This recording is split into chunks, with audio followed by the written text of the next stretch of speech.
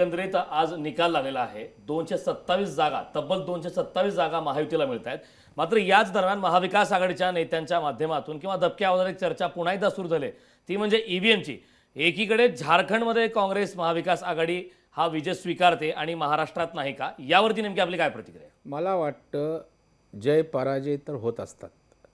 पराभव हा मोठ्या मनानं स्वीकारण्याचं धाडस असायला लागतं. या देशामध्ये लोकशाहीमध्ये इंदिरा गांधीसुद्धा पराभूत झाल्या होत्या. अटल बिहारी वाजपेयी पराभूत झाले होते. अनेक दिग्गज पराभूत झालेत. पक्षही त्या ठिकाणी हरलेले आहेत, पुन्हा उभे राहिलेले आहेत. आणि त्याच्यामुळं रडीचा डाव खेळू नये. आता जे काँग्रेस या ठिकाणी रडीचा डाव खेळते, संजय राऊत रडीचा डाव खेळत आहेत, राष्ट्रवादी रडीचा डाव खेळते. मला सांगा ना हो, लोकसभेला EVMनीच मतदान झालं ना? त्यावेळेला EVM चांगली होती. आता झारखंडला निवडणुका झाल्या, मग तिथे काय EVM आम्हाला काय सेट झाली नाही का?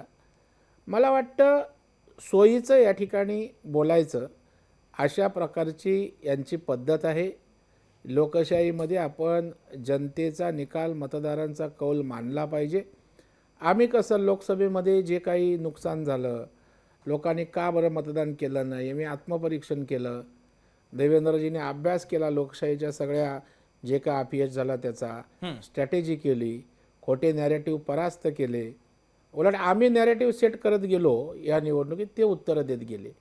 आणि त्याच्यामुळं प्रत्येक गोष्टीवर नियोजनबद्ध अशा पद्धतीनं, सूक्ष्म अशा पद्धतीनं आम्ही त्या ठिकाणी काम केलं.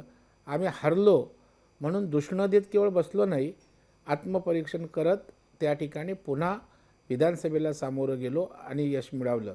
परंतु मी सकाळपासून चर्चा बघतोय, EVMला दोष द्या, पुन्हा वेगवेगळ्या प्रकारच्या गोष्टी काढून आमच्या यशाला त्या ठिकाणी काय बोलतात त्याला गालबोट लावण्याचा प्रयत्न आहे.